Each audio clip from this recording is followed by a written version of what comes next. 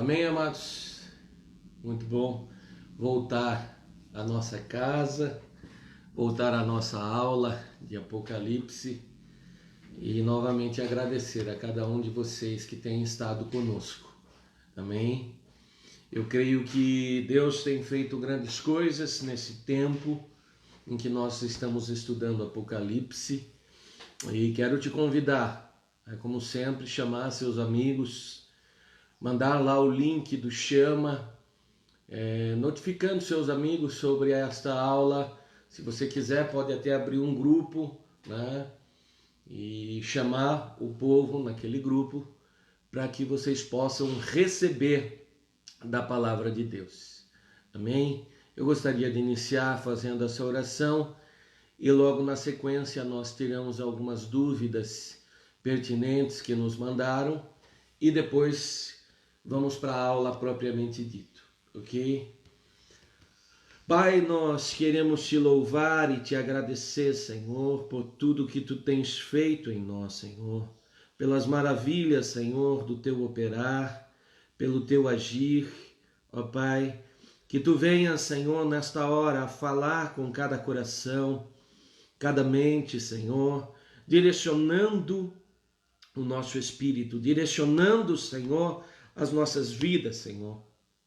Tu sabes que o maior propósito, ó Pai, é que essas vidas se preparem para aquele dia. Não é o medo, não é nenhuma outra causa, senão a maior causa de todas, que é podermos estar diante de Ti, ó Pai, para conhecermos a Sua face, face a face. Ó Pai, nós Te louvamos e apresentamos tudo nesta hora diante de Ti, ó Pai, em nome de Jesus. Amém? Amém. Eu quero começar a aula até com relação a algumas dúvidas que nos mandaram, e eu acho que algumas dúvidas pertinentes, né? Qual é o nosso propósito, amado? O nosso propósito é sempre ensinarmos a ponto que exista clareza em nossas mentes, de forma que a gente consiga raciocinar em cima.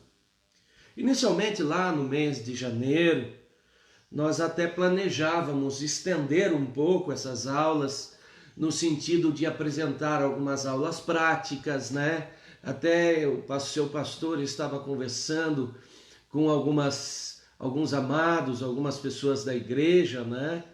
Sobre que eles tivessem algum tipo de participação nessas aulas, de forma a trazer algum conteúdo prático para essas aulas, né? Só que houve aí aquele desafio inicial do coronavírus, que naquela altura nós não nos programávamos, né? Eu mesmo selecionei diversos vídeos que nós começamos a exibir na primeira e segunda aula sobre Apocalipse, né? Aqueles que estiveram lá no início, quando as aulas ainda foram ministradas na igreja, puderam ver esses vídeos, né? Pensava e tinha a intenção de preparar outros vídeos para vocês, né?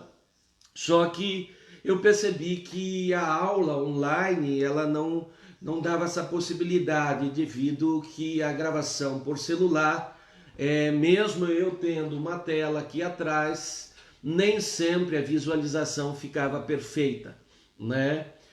Procurei conversar com alguns amigos e até ver a possibilidade de trabalhar isso, mas pelo menos os meus amigos mais próximos, aqueles que têm um pouquinho mais de conhecimento que eu, disseram: olha, nós temos o conhecimento de fazer isso, mas numa aula pré-gravada. Ou seja, nós entraríamos com uma gravação, depois essa gravação seria editada e durante o editar dessa gravação, soltado vídeos e coisas afins, né?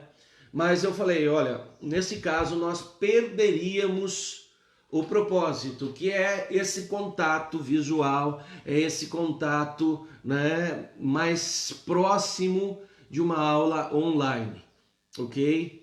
Só que daí eu fiz o seguinte conselho para as pessoas, eu falei, olha, para que a gente não perca tudo que nós queremos fazer, aconselho que vocês acompanhem os noticiários, acompanhem os jornais, né? Da onde que as pessoas, algumas delas têm entendido esse propósito, delas trazerem essas notícias e até confirmar algumas notícias, ou talvez até deixar de lado algumas notícias, para que a gente pudesse trazer aqui nas nossas discussões, né? Bom, a primeira delas que eu quero comentar com vocês é que vocês viram que nós falamos sobre Gog e Magog e Togarma e tantas outras terras, ok? Se você quiser, se assiste às últimas 3 aulas, você vai ter uma boa explicação, um contexto geral de tudo isso. É claro que você ainda pode sempre detalhar mais ainda, né? Mas para que a aula pudesse ser um pouco mais dinâmica, nós em 3 aulas matamos o assunto das 3 guerras, ok? E entraram em contato comigo e eu vos anuncio isso também. Nesta semana agora, nesta semana que se passou, houve uma votação lá na Rússia. Sobre qual aspecto, pastor? Para que Putin, o atual presidente lá da Rússia, o atual comandante lá da Rússia, pudesse ficar à frente da Rússia até 2036. Ou seja, ele poderia se reeleger até 2036. Você sabe que algumas constituições, alguns países estabelecem que um presidente, por vezes, ele não pode se reeleger, ou por vezes, se reelegendo, ele pode apenas se reeleger mais uma vez. O Brasil, por exemplo, durante um tempo, não tinha reeleição. Então, um presidente que assumia por 4, 5 anos, ele não poderia se reeleger. Veio, então, um período da reeleição, mas eles colocaram uma regra, que não poderia ter 2 legislaturas, não poderia ter 2 eleições a mais do que elas, ou seja, um presidente eleito num determinado ano, depois de 4 anos, tem uma nova legislatura e aí ele encerra a conversa. Ele não pode ter uma terceira legislatura, ele não pode comandar à frente do país uma terceira vez, ok? Muito bem. Agora, você sabe que, por exemplo, nós temos alguns deputados, nós temos alguns cargos que o sujeito fica 30, 40 anos lá, só se reelegendo. E o que eles fizeram na Rússia? Eles estão focados exatamente nisso, ou seja, na reeleição do Putin até 2036. Mas, pastor, o que nós temos a ver com isso? Qual é o nosso trato com isso tudo, pastor? O nosso trato é que eu falei para vocês que ele era uma peça importante na guerra que vai acontecer entre o princípio da tribulação e, quem sabe, até o princípio das dores, como nós falamos aqui, dizendo, olha, eu particularmente creio que nós veremos algumas guerras, nós veremos alguns acidentes naturais nesse tempo antes da tribulação, e algumas dessas consequências entrarão na tribulação, né? Daí falasse da importância de ter alguns comandos até, por exemplo, 2036. Pastor, vai chegar em 2036? Não necessariamente, né? Podemos até passar, mas pode ser que Jesus venha muito antes disso. Pode ser que a tribulação aconteça, quem sabe aí em 2023, 2024, e se você somar 7 anos, não daria 2036, ok? Mas, como eles trabalham dentro de uma expectativa, eles lançam lá um tempo que eles consideram seguro, ou seja, um tempo que eles consideram que, se a ação de Deus começar a demorar um pouquinho mais do que eles imaginam, pelo menos eles têm esse comando até aquela determinada data, ok? Não estou com isso, claro, dizendo que o arrebatamento vai ser em 2023 ou 2024 de maneira alguma. Estou só fazendo uma comparação, só fazendo uma citação, ok? Muito bem. Esse é o primeiro aspecto que eu quero que você se atente. Porque às vezes nós falamos aqui, as aulas podem parecer teóricas, ok? Mas quando você visualiza na prática, que o seu pastor acabou de falar uma menção sobre a Rússia, acabou de falar uma menção sobre Gog e Magog, e você começa a visualizar isso, como o seu pastor sempre brinca, coloca as barbas de molho, ok? Muito bem. O outro aspecto que as pessoas nos perguntaram, e eu vi muitas perguntas, vídeos de discussão, e até na internet há muitas pessoas que falam na internet, nos colocam, por exemplo, sobre a praga dos gafanhotos. E eu achei extremamente necessário tratar isso com vocês, porque eu não quero que vocês sejam enganados. Novamente eu digo, o maior propósito nosso aqui, primeiro é que você esteja diante de Deus, naquele dia, que você visualize Deus face a face, que você tenha essa bênção de ser arrebatado e levado aos céus. Mas, num segundo plano, eu quero que vocês desenvolvam o senso crítico. E o senso crítico que eu digo aqui não é um senso na forma negativa de ser, mas é um senso positivamente crítico. Ou seja, de vocês não acreditarem em qualquer coisa que é passada na internet. Creio que alguns desses homens, até bem intencionados, outros muito mais para ganhar a mídia, muito mais para ganhar, a atenção das pessoas. E o que está acontecendo? Não sei se você está sabendo, se você está chegando agora. Nesses dias anteriores, já aí aproximadamente umas semanas, há uma praga de gafanhoto muito grande ali pelos lados da Argentina. Acreditava-se que essa praga se estenderia ao Brasil. Havia um certo receio ali que entrasse nos estados do sul do Brasil. Pastor, por que os estados do sul do Brasil? Porque são os estados mais próximos da Argentina, né? Mas creio que por providência de Deus, Deus nos guardou até esse instante, pelo menos, e esses gafanhotos começaram a migrar no sentido do Uruguai. E começou a bater um certo desespero aí em algumas pessoas que acompanham as lives, em algumas pessoas que às vezes nem acompanham as lives, mas gostam do conteúdo de Apocalipse, dizendo, olha, é a praga do quinto selo, é a praga de não sei do que. Amados, primeiro vamos fazer uma correção aí. Não tem nada a ver com o quinto selo.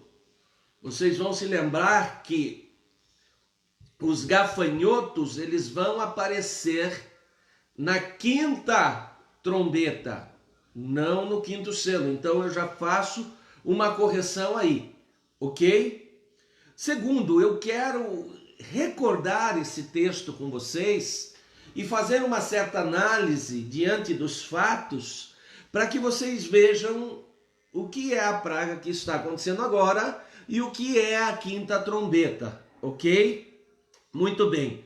Apocalipse 9 diz assim, E o quinto anjo, ó, o quinto, tocou a sua trombeta. Ora, o pastor já ensinou vocês, apenas uma análise interpretativa. Um quinto anjo vai tocar uma trombeta. Então eu estou falando da quinta trombeta, ok? Não estou falando do quinto selo. Pastor, mas e daí? Para que eu preciso saber essa classificação? Porque se você souber dessa classificação e das aulas que o pastor ensinou você vai se lembrar que primeiro acontece os 7 selos, depois dos 7 selos é que entram as trombetas, ok? E essas trombetas são em número de 7 também. E depois entram as 7 taças, ou como alguns dizem, as 7 pragas. Daí um pouco a confusão, né? Que às vezes o seu pastor até brinca com vocês, mas claro que num coração de que vocês entendam, num coração de que vocês cresçam, de que não pode ser confundido o número 7 das 7 pragas de Apocalipse com o 10 das 10 pragas do Egito, ok? É muito importante porque eu sei que muitas pessoas às vezes não se atentam nesses detalhes, né? E de nenhuma forma estamos aqui querendo passar por cima dessas pessoas ou qualquer coisa assim, mas de uma forma, às vezes até brincalhona, descontraída, mostrar que a gente não pode confundir essas coisas, porque acontece, não é? Muito bem. Pastor, as pragas do Egito têm alguma relação com as pragas de Apocalipse? O pastor seu já mostrou que não só com as pragas, mas com alguns selos, algumas trombetas, nós temos relação de semelhança lá com o Egito.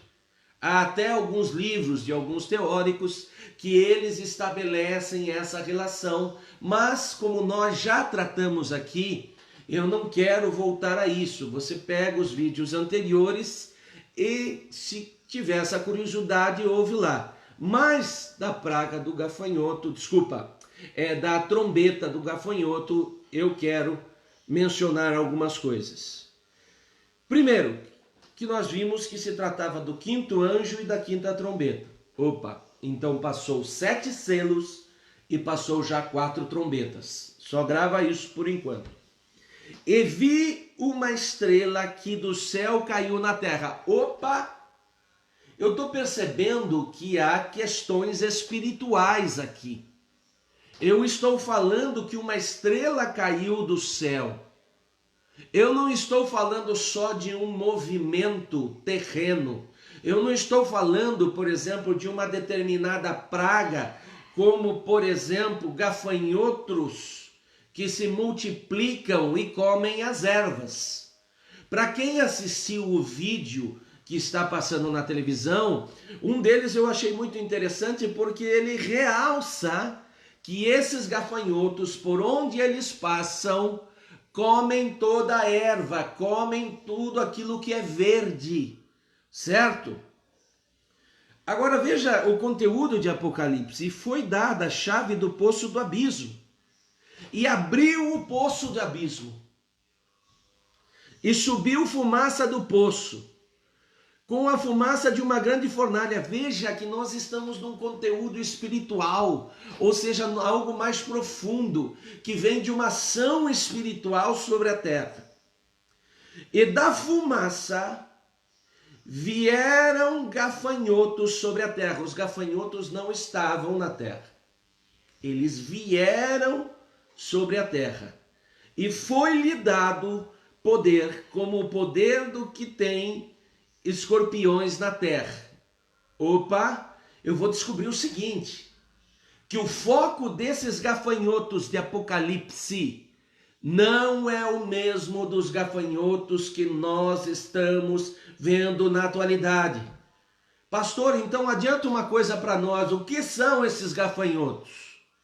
Eu creio que está tudo dentro do princípio das dores. Prova disso é que quando o seu pastor ensinou sobre o princípio das dores, o que eu falei para você? Que alguns fenômenos que já aconteciam na Terra, eles se multiplicariam, ou seja, se tornariam numa quantidade mais expressiva e numa dimensão maior. Agora, se você for lá no passado, esse tipo de acontecimento já aconteceu em outras décadas, em outros séculos, ok? De tempo em tempo isso pode acontecer. Já aconteceu na África, já aconteceu na Europa e outras partes do mundo. Só que agora as coisas vão se repetir com maior frequência. Mas isso não é a tribulação. Isso é princípio das dores. Só que agora as coisas tendem a acontecer num nível mais profundo. Mas isso não é ainda a tribulação. É princípio das dores. Pastor, mas eu quero mais definição. Vai no texto de Apocalipse, amado. Lembra que seu pastor falou, nosso objetivo não é te catequizar no sentido de te colocar dentro de uma esfera e lá você se aprisionar. Nosso objetivo é que você tenha uma mente crítica, pensante em Deus. Muito bem. Olha os versículos seguintes. E foi dito que não fizessem dano à erva da terra, nem a verdura alguma, nem a árvore alguma. Opa, matou. Entendeu? O livro de Apocalipse matou essa dúvida. Só que, para que seu pastor está vindo aqui? Para frisar isso para você. Como assim, pastor? Não entendi. O que foi dito para esses gafanhotos? Não danifique a erva da terra. Mas o que está acontecendo agora? O que está sendo danificado? A erva da terra. Então entra em contradição com esse texto. Não danifique verdura alguma. O que está sendo danificado hoje? Essas coisas. Não danifique árvore alguma. O que está sendo danificado hoje? Essas coisas. Então, os gafanhotos que nós estamos vendo nos dias de hoje é princípio de dores. E por isso um dos nossos irmãos, creio que até o nosso irmão Júnior, ele publicou lá no Chama e eu pus um ok. Que ele fala sobre os princípios das dores. Ele multiplicou lá um texto sobre o princípio das dores. Perfeito. Mas não é tribulação como alguns outros me perguntaram. Ok? Muito bem. Agora veja o foco do gafanhoto que está lá no texto de Apocalipse. Deus então dá uma ordem, na quinta trombeta. Vocês não vão tocar nenhuma erva, vocês não vão tocar nenhuma árvore, nenhuma verdura, mas somente homens. Opa! Qual é o foco? Homens. Você está vendo o gafanhoto te atingir diretamente? Você está vendo o gafanhoto te causar dores, como diz o texto aqui, como mordida de escorpião? Não. E olha só, homens que não tenham na testa o selo de Deus. Opa, eu vi que já há uma separação aí. Eu vi que já há pessoas que têm o selo de Deus e pessoas que não têm o selo de Deus. Quem não tem o selo de Deus, pode ter certeza que não tem sua testa vazia. Ele já tem a marca da besta. Ou seja, homens que já estão aderindo à marca da besta, que já puseram ou na sua mão ou na sua testa a marca da besta, e agora vão ser flagelados, agora vão sofrer os danos da quinta trombeta.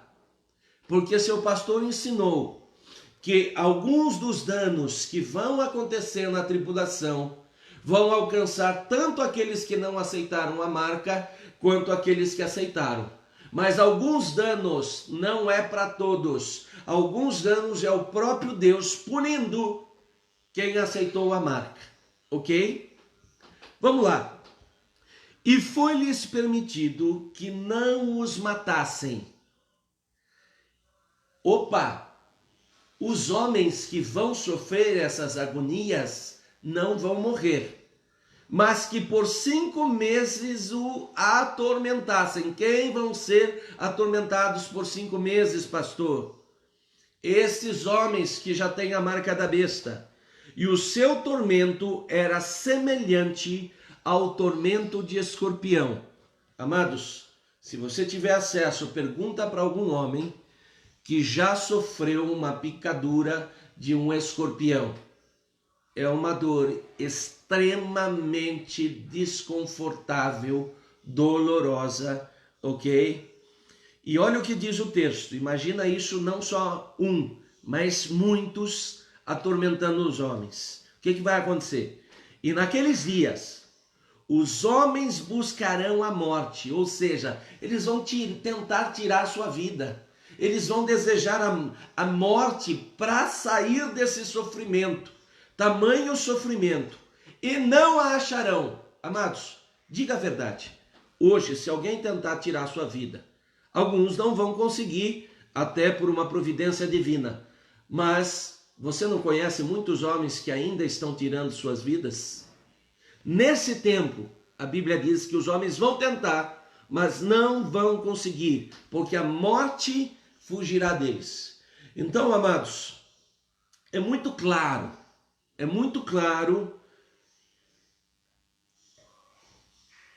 que os gafanhotos que nós estamos vendo na atualidade não são os gafanhotos da quinta trombeta, ok? Ah, pastor, mas assisti um vídeo de um irmão, de um pastor. Amados, com todo respeito e amor que eu posso ter por essas vidas, eu fico com a Bíblia. Essa interpretação não é do pastor Bacelli. Você que me conhece sabe, eu não colocaria a minha cara à tapa, eu não colocaria o meu rosto numa filmagem para falar algo que eu não tivesse convicção em Deus, ok? Então veja, pastor, mas me dá um pouco mais de uma luz. Amado, sem problema, eu te lanço mais de uma luz, para que você até lembre das outras aulas, e eu te convido. Assiste lá as aulas sobre trombetas, assiste lá as aulas sobre selos, se você esqueceu. Assiste lá as aulas sobre as taças. Mas olha só, antes das trombetas, vocês vão se lembrar que houve os selos. O que acontecia no primeiro selo? Vocês lembram? O cavalo branco. E esse cavalo branco, lá do primeiro selo, Apocalipse 6:2. Lembra aqui que eu falei que ele representava o anticristo? Ou seja, quando chegar a quinta trombeta lá dos gafanhotos, o anticristo já apareceu há algum tempo. Ok? Muito bem. Você vai ter depois desse primeiro cavalo, você vai ter o segundo cavalo, que é o cavalo vermelho, o cavalo preto, o cavalo amarelo, o clamor dos mártires, que é o quinto selo. Você vai ter um grande terremoto, que é o sexto selo. E depois, quando o sétimo selo abrir as trombetas, você vai ter 1/3 da vegetação destruída. Você vai ter na segunda trombeta 1/3 da vida dos oceanos destruídas e dos barcos e embarcações destruídos. Você vai ter 1/3 das águas doces envenenadas. Ok? Você vai ter na quarta trombeta 1/3 do sol, da lua e das estrelas que escureceram. Pastor, por que o senhor está mencionando isso? Para fazer a seguinte pergunta: você já viu acontecer tudo isso? Pois é, na sequência diz que a praga dos gafanhotos só vai acontecer depois de tudo isso. Então, ainda que você ouça a expressão gafanhoto, Ainda que você ouça mencionar, olha, a Bíblia fala de gafanhoto em Apocalipse e agora está acontecendo essa praga de gafanhoto. Ah, eu acredito que é a mesma que está em Apocalipse. Eu te digo, não é. E por que é importante falar isso? Ah, pastor, é só uma questão de classificação? Não. Primeiro, para treinar a sua mente a fazer um raciocínio crítico, a não cair em qualquer tipo de informação, ainda que pareça bela, ainda que pareça a favor da Bíblia, ainda que pareça uma imagem cristã, ok? Muito bem. E o que leva a essas pessoas dizendo isso? Eles estão dizendo assim, olha, o quinto selo foi aberto. Primeiro, novamente já falei, quinto selo aberto? Não está vendo nem a classificação certa. Não se trata do quinto selo, é a quinta trombeta. Ok? Então, eu acredito assim, em respeito a vocês, em respeito às pessoas que estão na internet, nós não podemos botar a cara e falar sobre um assunto que não dominamos. E eu tenho visto muitas pessoas que veem um tema e começam a lançar coisas na internet sem ter a condição de fazer isso, ok? É por isso que eu te digo, cuidado. O seu pastor te estimula a descobrir as atualidades. O teu pastor te estimula a, de repente, assistir alguns vídeos para que você entenda o que está acontecendo na atualidade, como essa questão do Putin que eu mencionei no início da aula, mas com cuidado. E se tiver dúvida, lancem para mim. Não tem problema, pode ser a dúvida que quiser. Ah, pastor, quem que escreveu os mandamentos? Foi Moisés ou Noé? Pode perguntar. Por mais que pareça uma dúvida simples. Por mais que pareça, Adão e Eva foram os primeiros homens que Deus criou. Pode perguntar, não tem problema. O problema é a gente ficar com uma interpretação errada. Ok? Muito bem. O que acontece? Quando eu digo que essas pessoas começam a dizer que esses gafanhotos pertencem, seja lá as trombetas aos selos, eu estou dizendo o quê? Como se nós já estivéssemos vivendo a tribulação. Ok? Como se nós já estivéssemos pelo menos na metade da tribulação. Só que a tribulação, a Bíblia diz que é muito clara, o anticristo, seja em qualquer fase da tribulação, já vai ter mostrado a cara. Já vai ter mostrado o seu rosto. Talvez no primeiro momento, nos 3 anos e meio, não dizendo necessariamente que ele é o anticristo. Não dizendo que ele trabalha a favor de Satanás. Porque são 3 anos e meio de falsa paz. Mas ele já vai ser um grande comandante mundial. Ele já vai ter uma liderança mundial. Nós já vamos ter uma constituição mundial. E nós temos isso hoje. Há apenas rumores, ok? Pastor, por que isso acontece? Ok? Lá no passado existia uma coisa que se chamava, e hoje ainda existe, uma coisa que se chamava uponóia. Pastor, uponóia,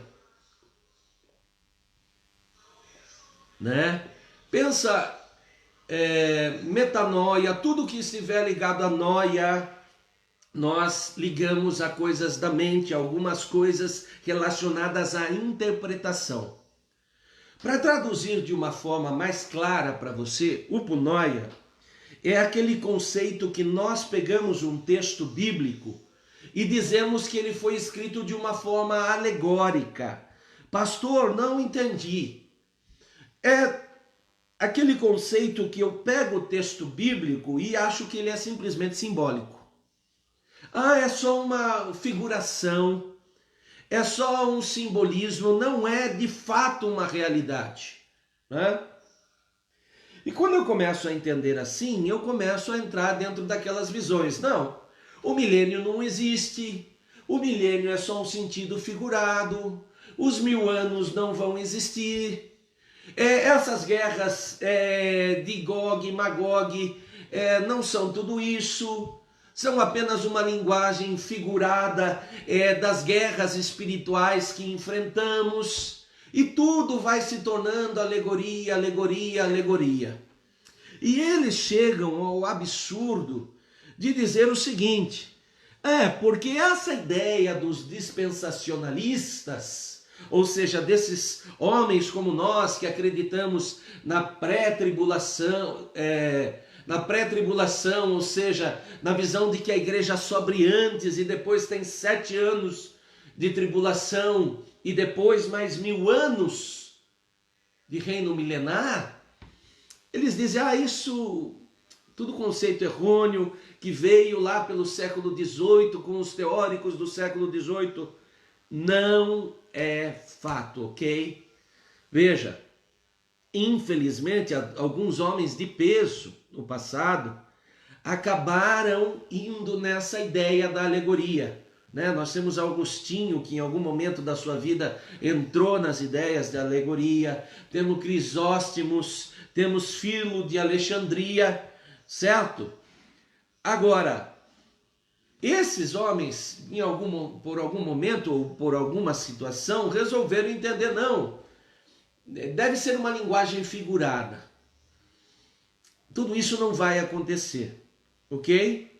Mas se nós formos a fundo, lá na época dos discípulos de Jesus, lá na época dos primeiros séculos, a ideia que eles tinham era a ideia do quiliasmo. E aí eu respondo uma outra questão. Nossa, pastor, eu nunca tinha ouvido falar nessas coisas. Amém.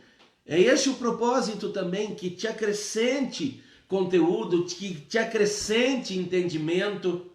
Pastor, eu já tinha visto Apocalipse na outra oportunidade. Amém. Sempre nós vamos trazer alguma coisa nova. Ok? Gostaríamos, como eu falei, de trazer vídeos, gostaríamos de ter tido as aulas práticas que tinha falado a vocês lá no início, mas por uma questão do coronavírus não pudemos trazer aqui, ok? Mas, vale a pena dizer, lá no princípio, eles seguiam o quiliasmo. Pastor, Jesus, pastor, o que é quiliasmos? Amados, fácil. Quiliasmos vem de quilis. Pastor, o que é quilis? No grego, quilis é 1000. Você já fez um raciocínio lógico. Você já entendeu que nós estamos falando de uma visão de que aqueles homens acreditavam no milenismo. Nada mais é do que falar naqueles homens que acreditavam na ideia de que haveria um reinado de 1000 anos por meio de Jesus. Então isso não é de agora. Essa visão de que Jesus arrebataria a igreja, essa visão de que Jesus desceria com seus arrebatados, com seus salvos e seus anjos, para reinar 1000 anos, não é de agora, não é de 2 séculos atrás, é já desde o princípio, ok? Então, claro que se você for buscar aí na internet ou mesmo em livros, você vai descobrir teóricos que não acreditam. Calvino não acreditava, né? Até tive uma grande conversa com um irmão, amigo, e ele defendendo lá as ideias de Calvino. Eu falei, eu não posso acreditar numa teoria de predestinação, eu não posso acreditar que você ser rico ou ser pobre vai te definir como predestinado ou não.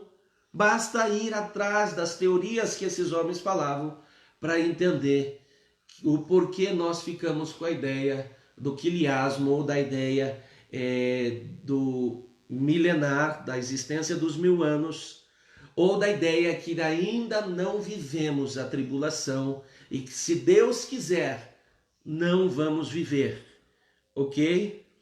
Muito bem, pastor, mas tem alguém que defendia essa ideia dos 1000 anos, essa ideia? Claro, homens como Papias, como Barnabé, como Irineus do 2º século, lá pelos anos de 100 e pouco depois de Cristo, já defendiam que haveria um milênio, já defendiam essa visão da dispensação. Então não é uma coisa do século XVIII em diante, ok? Muito bem. E daí você entender que, pastor, aonde que eu enquadro essa questão dos gafanhotos? Mateus 24. Não sei se você lembra, em uma determinada aula que falamos nesses assuntos, um irmão me mandou uma pergunta sobre Mateus 24. Pastor, mas Mateus 24 está dizendo assim, assim, assim. Eu falei, olha, deixa eu te definir. Mateus 24, ele é dividido em alguns momentos. Ele não é um momento único. Ok? Veja, Mateus 24, 4 a 8. Jesus respondeu, cuidado que ninguém os engane. Porque muitos virão em meu nome dizendo que eu sou o Cristo e enganarão a muitos. Vocês ouvirão falar de guerras e rumores de guerra. Opa, ele vai dando as definições. Mas não tenham medo, ou seja, ele vai dizendo que tudo que ele avisa não é para medo, não é para pavor, não é para arrancar o cabelo, mas é para se preparar para ir habitar com ele. É necessário que tais coisas aconteça, mas olha o que Jesus diz, não sou eu. Ainda não é o fim. Então falou de rumores de guerras, falou de guerras, de nações que se levantarão contra nação, de reino contra reino. Daí ele vai dizer assim, vai haver fome, terremoto em muitos lugares. Agora veja essa frase que Mateus 24 vai lançar. Tudo isso será o início das dores. É como se ele colocasse um ponto final. É como se ele dissesse, ó, isto é para esse princípio das dores. Até aqui é princípio das dores. Agora vai na sequência. Então, o que é esse então? É como se falasse depois. Depois. Eles os entregarão para ser perseguidos. Opa, depois do princípio das dores vem a perseguição. Pastor, de que tempo estamos falando aqui, pastor, dessa perseguição, amados? Quando que um parente vai entregar outro parente, por exemplo? Da época da tribulação. Na tribulação, ali não vai ter quase mais o conceito de parente ou coisas afins. Se você não colocar marca, o seu próprio sangue, o seu próprio vizinho vai te denunciar. E condenados à morte, e vocês serão odiados por todas as nações por minha causa. Naquele tempo, muitos ficarão escandalizados, trairão e odiarão uns aos outros, e vai ter numerosos falsos profetas, que enganarão a muitos. Devido ao aumento da maldade, o amor de muitos se esfriará, mas aquele que perseverar até o fim será salvo, ok? Muito bem, então veja, são dois momentos. Um de princípio das dores e um momento quando você começa a entrar na tribulação e aqueles que não foram arrebatados vão ter um entendimento em Deus. Olha, de fato o arrebatamento aconteceu, de fato a história que estava na Bíblia era verdadeira, de fato eu não estava bem e não subi, mas agora eu não vou aceitar a marca. Mas agora eu não vou querer esse caminho para mim. E vão ser perseguidos, e vão passar dias de angústia, e daí só o Senhor para os salvar. Amém? Creio que a ideia geral nós tiramos com relação a todas essas perguntas que nos mandaram. Quero falar um pouco para vocês das 7 igrejas do Apocalipse. Elas se encontram lá no início do livro de Apocalipse. E pastor, por que deixar isso para os últimos momentos? Porque eu queria que você tivesse todo um conteúdo de Apocalipse para entender o que Jesus estava falando a essas igrejas, para entender por que Jesus preparava essas igrejas. Pastor, quem são essas 7 igrejas que o Senhor inicia o tema hoje? Éfeso, Esmirna, Pérgamo, Tiatira, Sardes, Filadélfia e Laodiceia. Pastor, aonde é que está esse conteúdo? Apocalipse 2 e Apocalipse 3, ok? Muito bem. Pastor, por que saber disso? Primeiro, porque algumas coisas eu vejo as pessoas falando e elas juram de pé junto que elas têm conteúdo, de que elas conhecem, mas há alguns erros textuais aí, alguns erros de conceitos e que precisam ser corrigidos. O primeiro que eu ouvi e que eu preciso definir para vocês: naquela época, logo depois da morte de Jesus, quando os discípulos pregaram, havia somente 7 igrejas levantadas por Paulo e outros discípulos. Não. Na época que João tem a revelação, já havia mais de 100 igrejas, 99 e 100,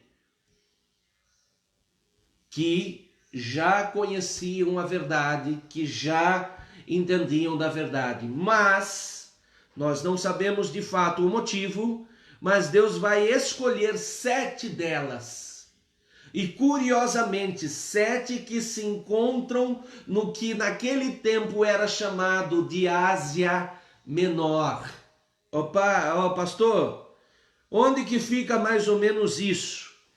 Eu tentei lançar os mapas aqui para vocês. Eu não sei se vocês vão conseguir visualizar, mas aquele amarelo lá da foto, né? Talvez você não visualize ele inteiro. É uma parte da bota, é uma parte da atual Itália.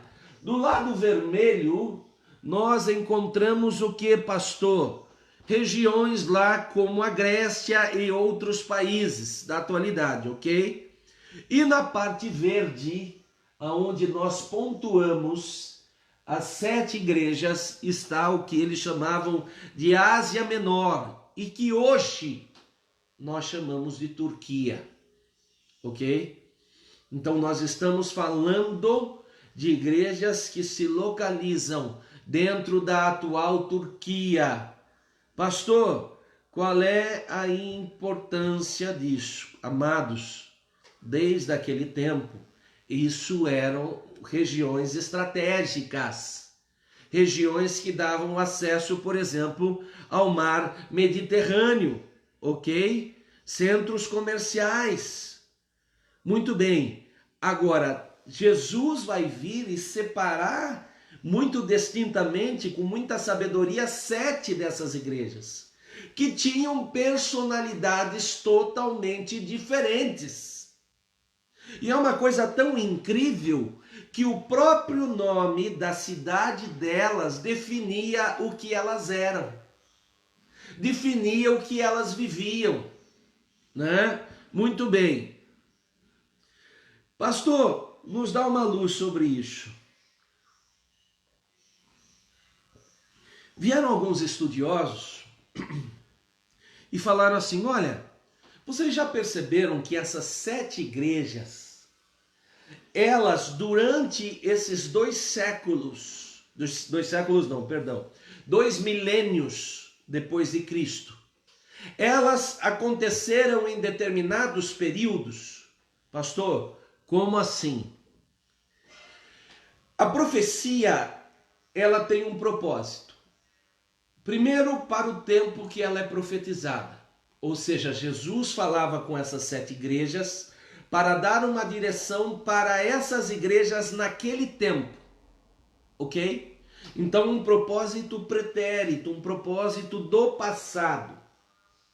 Agora, um passado distante.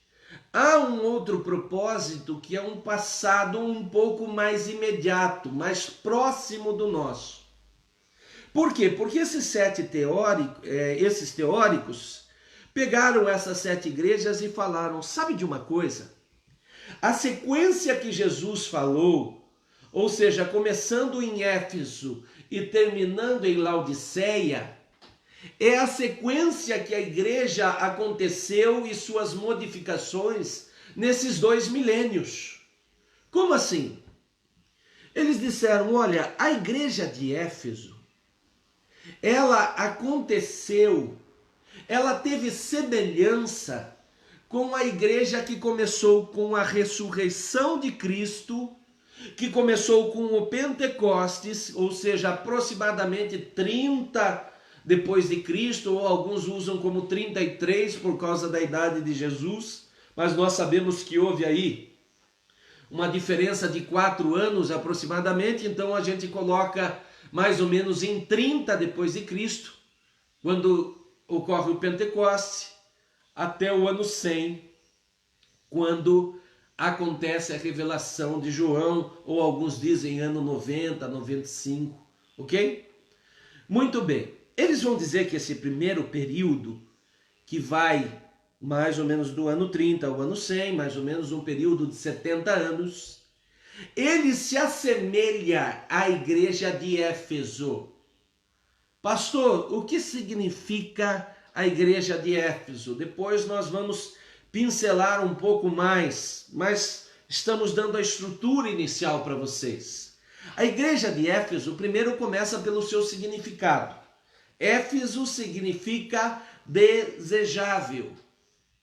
É a igreja que vai tratar do período do Pentecostes. É a igreja que vai tratar desse primeiro momento em que Deus inicia a sua obra, de que muitos judeus se convertem, de que vidas começam a conhecer Jesus, ok? Muito bem. Agora, há uma segunda igreja, que ela vai começar em que momento? Logo no momento que encerra o período de Éfeso, que é a igreja de Esmirna. Que significa Esmirna, pastor? Ó, lembrem, significa mirra. Mirra, pastor. E qual é o porém da mirra? A mirra, não sei se você sabe, é uma especiaria amarga. E daí, pastor? E daí que ela vai tratar de um período amargo da igreja, um período difícil da igreja, de uma igreja martirizada, que vai desde a revelação de João até o ano 313, aproximadamente, depois de Cristo. Pastor, por que o ano 313?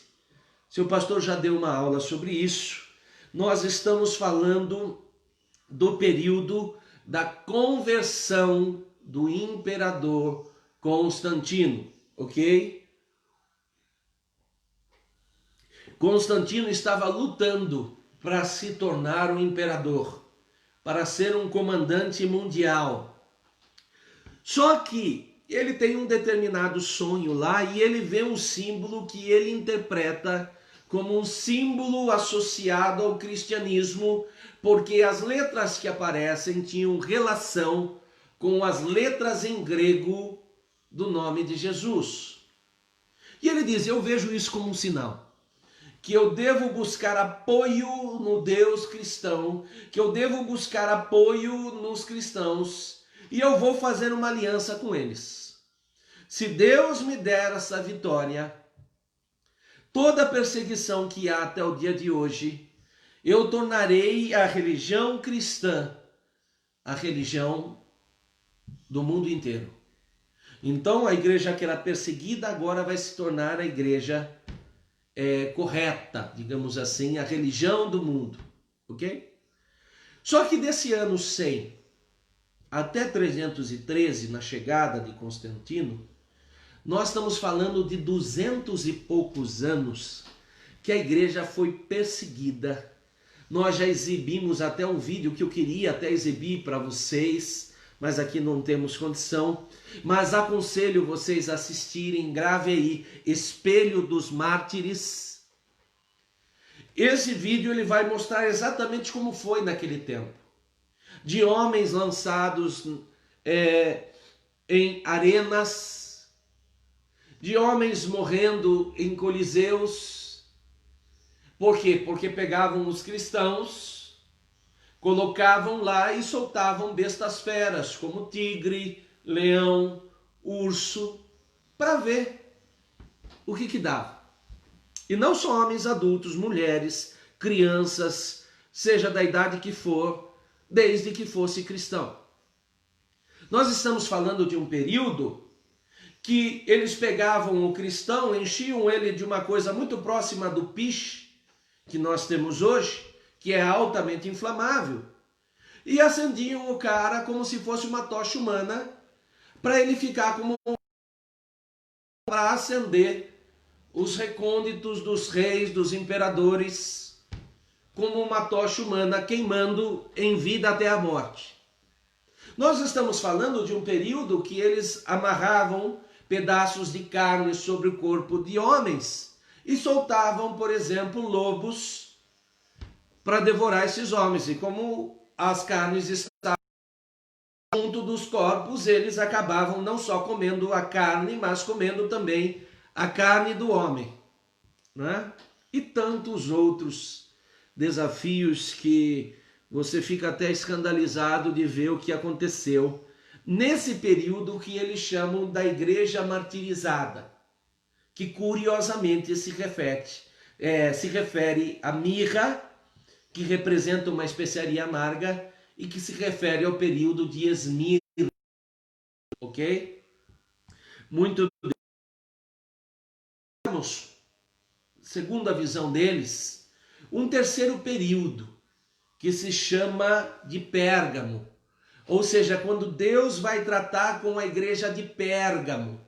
Veja, hoje nós estamos dando um resumo geral para você entender por que das 7 igrejas, para você entender com relação ao número 7, que nós já ensinamos há muito sobre isso. Mas Pérgamo, pastor? Pérgamo significa casamento. Opa, sim, porque gamose vinha do grego, que significa casamento.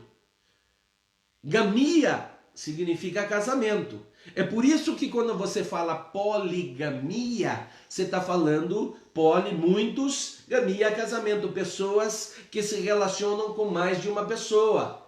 Monogamia, mono, gamia, casamentos, pessoas que se relacionam com uma única pessoa. Ok? Então, gamia, gamose, da onde vem Pérgamo, ok? Significa casamento. Pastor, e aí?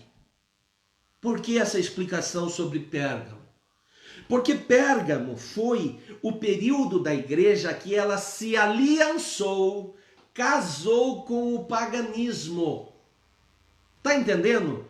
Você está entendendo que eu estou tentando te levar para uma visão crítica? Está tentando entender que eu não estou querendo lançar aqui para você só as características das igrejas? Eu estou querendo te mostrar a visão crítica da coisa. Querendo te mostrar, fazer um raciocínio para você entender porque Jesus vai mostrar tudo isso. Ok? Pérgamo então vai fazer uma aliança com esse paganismo. Ok. Mas quem faz essa aliança? Constantino. Mas pastor, peraí. Constantino não se converteu? Constantino não aceitou Jesus? Não. O que acontece, que você tem que entender, é que do dia para a noite, ele diz agora, a religião mundial é cristã. Então, se antes o cristianismo era perseguido, agora quem não era cristão vai ser. Agora você imagine uma bruxa, por exemplo, um místico, alguém que lida com heresias, um pagão. Ele podia dizer que ele não era cristão? Óbvio que não. Então agora esse sujeito vai dizer, eu sou cristão. Mas ele vai continuar com as mesmas práticas. E pastor, qual é o perigo disso? Que essa igreja que antes era perseguida, que essa igreja que antes sofria por levar um evangelho genuíno, agora começa a receber influências de diversas religiões. Por quê? Porque estamos falando do período de Pérgamo. Estamos falando do período da igreja que se contamina, assim como a igreja de Pérgamo lá do passado. Está conseguindo entender que remete a algo lá no passado, lá na cidade de Pérgamo mesmo, mas ela pode ser trazida para os tempos um pouco mais atuais? E que período é esse, pastor? Do ano 314, ou seja, logo depois que a igreja se torna a religião verdadeira, o cristianismo se torna a religião do mundo, até aproximadamente 590 depois de Cristo. Pastor, mas houve muitas heresias? Vou dar só uma pincelada, mas já demos uma aula, inclusive, sobre isso. Por exemplo, falei do ano 314, ok? No ano 320, introduziram o conceito do uso de velas dentro das igrejas. Pastor, as velas começaram a existir no ano 320? Não. Mas o conceito de que elas deveriam ser introduzidas dentro de certos rituais dentro da igreja começa nesse ano 320, exatamente no período de Pérgamo. Pastor, que mais? Por exemplo, 375, ainda no período de Pérgamo, nós temos a veneração dos anjos, dos santos falecidos. Peraí, pastor, então antes desse período, ninguém adorava santo? Ninguém. Isso começou depois, no tempo da contaminação. Porque se antes eles adoravam Afrodite, a Diana, tantos outros deuses e principados e potestades, agora eles vão dar um nome cristão para essas coisas. Se você for, por exemplo, nessas religiões, não é? Ligadas a Quimbanda, Umbanda, você vai perceber que existem alguns nomes, inclusive associados a santos. Por quê? Porque começou lá atrás, em Pérgamo. Muito bem. No ano 431, por exemplo, houve a invenção do termo mãe de Deus. Mas peraí, Maria não era mãe de Deus? Não, Maria era mãe de Jesus em forma de carne. Ok? Jesus, como eu e você, humano, que o ventre dela foi gerado Jesus por meio do Espírito Santo. Peraí, então não houve da parte dela a constituição nem de José, nem dela? É DNA exclusivo do céu. É como se Cristo fosse introduzido dentro dela e o ventre dela fosse um recinto para recebê-lo. Por isso Jesus não tinha pecado. Porque ele não foi gerado do mesmo DNA de Adão em si. É somente o ambiente que foi usado, porque o ambiente que estava contaminado agora precisava ser sarado. Muito bem. Por exemplo, no ano 526, surge o papo da extrema-unção. Quando o sujeito está lá perto da morte, vão lá e dizem assim, nós precisamos dar uma extrema-unção, uma despedida para esse cara poder ir para um bom lugar. Não contente com isso, no ano 593 surge a ideia, por exemplo, do purgatório, de um local intermediário. Bom, o indivíduo não ou vai para o céu ou para o inferno, agora não vai mais, agora ele pode ir para o purgatório, e no purgatório ser tratado, e do purgatório ter um novo local. Mas são conceitos introduzidos nessa igreja que se associa ao paganismo, ok? Que se associa às heresias. Se nós fôssemos falar aqui, eu ia ter que falar, por exemplo, de todos os outros anos até o século XX, onde foram introduzidas uma série de coisas, tá? O ano 850, por exemplo, foi introduzido a água benta, e tantos outros conceitos que eu não quero aqui usar todo o nosso tempo, porque eu já dei uma aula no passado específica sobre isso. Se futuramente a gente achar necessário, nós trabalhamos esses assuntos, mas quero dar sequência, ok? Depois dessa igreja de Pérgamo, essa igreja então que sofreu a influência desse paganismo, nós temos uma igreja de Tiatira, que Jesus vai falar com essa igreja lá no passado, lá no primeiro século, lá quando Jesus teve essa revelação, mas nós podemos trazer essa igreja dentro de um contexto, dentro desses 2000 anos, como eu falei. E qual é o contexto que Tiatira aparece, pastor? No ano de 590 a aproximadamente 1517. Pastor, mas e aí? Não sei se você se lembra, o ano de 1517 é o ano da Reforma Protestante. É o ano que algumas coisas começam a ser reformadas. Tiatira, ela significa sacrifício contínuo. Pastor, e daí? E daí que esse sacrifício contínuo, ele vai estar associado ao período que a igreja apostólica, romana, católica, reina sem nenhuma oposição. Então nós temos quase 1000 anos que havia só uma religião e que se confundia inclusive com o Estado. Catolicismo, a religião única que se confunde agora com o Estado. E que em 1517 a Europa começa a dar um outro caminho para tudo isso, ok? Então, durante esse tempo que nós dizemos, né, que é um tempo onde não se discutia nada além do que a igreja ordenava que fosse feita, além do que a igreja dizia que era certo, não se havia o conceito de ler a Bíblia, não se havia o conceito de discutir a Bíblia, até porque nós não tínhamos uma imprensa escrita, nós não tínhamos acesso à leitura como nós temos hoje. A maioria das pessoas eram analfabetas, a maioria das pessoas não conheciam o grego, o latim, o hebraico, que eram os textos originais. Nós não tínhamos versões da Bíblia em outros idiomas. Isso começa a acontecer depois de Tiatira. Durante Tiatira é um período sem oposição.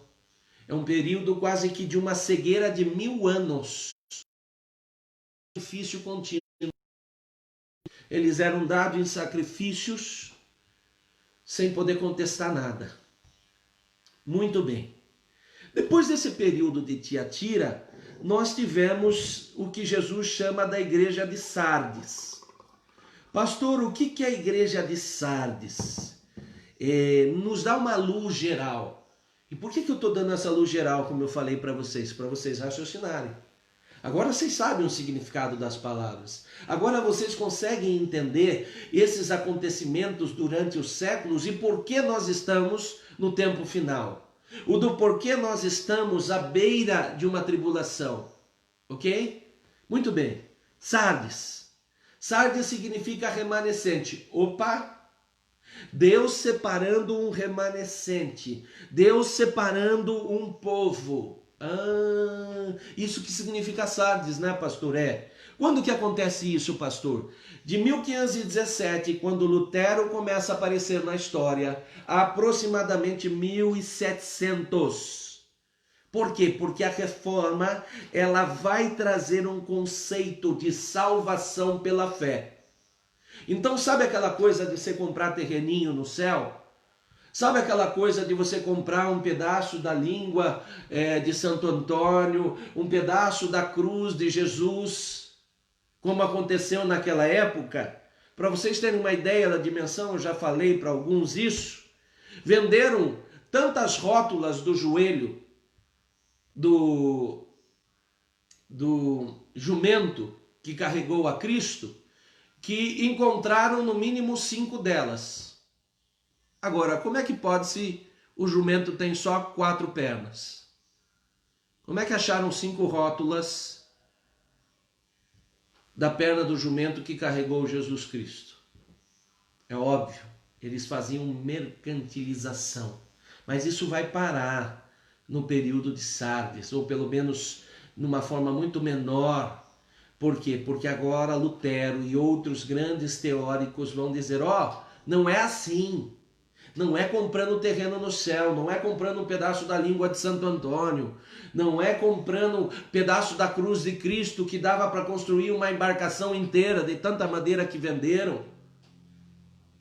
Agora, nós entendemos que a salvação é pela fé, e Lutero começa um trabalho extenso para traduzir aquela Bíblia que outrora era distante das pessoas para o alemão, para os outros idiomas que outros teóricos começaram a surgir e traduzir. Ok? Então agora eles têm um acesso à Bíblia, ou pelo menos a textos esparsos dessa Bíblia. De maneira que eles falam, espera aí, não é bem assim. Daí se falar que esse tempo é o tempo da igreja de Sardes, dos remanescentes, daqueles que se levantam mediante a fé. Muito bem. Depois da igreja de Sardes, vem a igreja de Filadélfia. Quando nós comentarmos um pouquinho mais sobre isso, eu vou comentar com vocês que a igreja de Filadélfia foi a única igreja que não sofreu repreenda. Porque todas as outras, Jesus falou sobre qualidades e sobre defeitos. Mas quando ele chega em Filadélfia, ele vai falar de uma igreja que ela era, digamos assim, no conceito de Jesus, a igreja mais próxima daquilo que Jesus desejava. A igreja mais real de que Jesus tinha pregado lá quando ele estava em vida. Agora, essa igreja que vai receber uma palavra lá atrás, lá no primeiro século, através de João, ela também representa um período durante esses 2 milênios. E que período que é esse, pastor? Do ano 1700 depois de Cristo, aproximadamente, até o ano de 1900. Não sei se você se percebeu, durante esse período começa a acontecer muitas reformas, não só reformas, mas avanços tecnológicos, avanços no conhecimento científico, ok? Mas, principalmente uma coisa, diante desses avanços, nós começamos a ter a imprensa escrita. Diante dessa imprensa escrita, nós começamos a ter Bíblias em grande número, algo que era muito difícil, agora começa a se espalhar. As pessoas começam a ler. As pessoas começam a descobrir que no período de Sardes, o que Lutero tinha pregado, o que outros reformistas tinham pregado era verdade. E que elas podiam, através da oração, da dedicação, se chegarem a Deus. Então nós temos um período que Filadélfia diz e é traduzido como amor fraternal. Esse amor fraternal é o período que eu digo que aconteceu os grandes avivamentos desses 2 séculos. Se você que está acompanhando a gente nas quintas-feiras com a Paula e ouve a gente falar sobre os grandes avivalistas, você vai descobrir que a gente fala de muitos avivalistas que viveram entre 1700 e 1900. Ah, mas teve avivalista em outros tempos? Teve, claro. Mas a grande concentração está dentro desse. Os grandes pregadores estão dentro desse tempo. Os grandes avivalistas que foram usados com curas, milagres, de uma forma poderosa em Deus pelo Espírito Santo, estão dentro desse tempo. Por quê? Porque é o período da grande expansão que Deus faz por meio desses homens, porque é o período que eles encaram como o período de Filadélfia. Então o evangelho ele vai se espalhar de uma dimensão como ele nunca se espalhou pelo mundo. Então agora você vai ter uma tradução da João Almeida Ferreira, que é a nossa Bíblia em português. Você vai ter a Valera, que é espanhola. Você vai ter diversas outras traduções e aperfeiçoamento de algumas outras traduções e acesso de Bíblias a muitas pessoas nesse período aqui. Muito bem, pastor. E aí? E aí que vem a última igreja. A igreja de Laodiceia. Pastor, o que significa Laodiceia mesmo? Laos significa povo. Diqueia, da onde vem Diceia, significa justiça. Pastor, tranquilo, justiça do povo. Pois é. Não sei se você percebeu, essa igreja de Laodiceia, se ela fosse comparada no nosso tempo, pastor, mas ela existiu lá no passado? Claro, lá no ano 100 depois de Cristo. Deus falou com aquela igreja. Mas trazendo para o nosso tempo, aproximadamente do ano 1900, ou seja, 1901, entrando no século 20 para o século 21, que é o que nós estamos vivendo a igreja de Laodiceia. Nós estamos vivendo a cultura da justiça do povo. Pastor, mas peraí, justiça é bom. Direito é bom. Mas nós estamos falando justiça de quem? Do povo. Ou seja, nós estamos dizendo que outrora que era justiça de Deus, agora se entende por direito do povo, justiça do povo. Não sei se você percebeu, nesse tempo começa a surgir muitas conversas de direitos humanos. Não se fala de direito de Deus para o homem mais. Não se fala do que o céu trouxe para o homem, mas se fala do homem que senta, analisa e gera seus próprios direitos, seus próprios conceitos, sua própria justiça. E essa igreja que outrora era aquecida, que viveu um momento magnífico no período de Filadélfia, né? Que viveu um período magnífico até também no período de Sardes, lá com Lutero e tantos outros, agora se torna uma igreja, como diz Laodiceia, morna. Uma igreja fria, em que o homem é o centro e Deus começa a sair do centro para fora, até o ponto de chegarmos hoje em alguns que se dizem ateus, que não tem mais Deus na conversa. Sabe, naquela esfera deles, do que é certo e errado, do que é real, do que não é real, eles simplesmente tiraram Deus da sua esfera. Deus não existe mais na sua esfera. Foram tantos direitos dos homens, tanta justiça dos homens, que não sobrou espaço para Deus e eles colocaram Deus de escanteio, ok? Então veja, hoje nós falamos de um resumo geral sobre os conceitos das 7 igrejas e definimos algumas coisas sobre os acontecimentos da atualidade, ok? Nós vamos trabalhar um pouquinho essas igrejas nas próximas aulas. Eu não vou levar esse tema para mais adiante pelo seguinte, que eu precisaria de um pouco mais de tempo para trabalhar com mais minúcias, mas eu creio que você conseguiu ter uma luz sobre esses temas, ok? Sobre essas definições, ok? Então nós vamos lançar agora, que faltam os 10 minutos finais, para perguntas. Não sei se há perguntas, não há perguntas hoje. Amém? Amados, estude a palavra de Deus. Siga o conselho do seu pastor. Talvez você agora ainda não conseguiu formular uma pergunta, né? Semana passada também alguns não formularam no momento imediato, mas durante a semana, pastor, estava refletindo sobre aquilo, estava vendo um vídeo que passou sobre um determinado tema. Pastor, surgiu uma dúvida, nos coloque. Não fique só com a dúvida. Não fique só com esse espaço vago dentro de você, ok? Muito bem. Então, na semana que vem, nós vamos tratar com um pouco mais de minúcia algumas dessas coisas. Amém?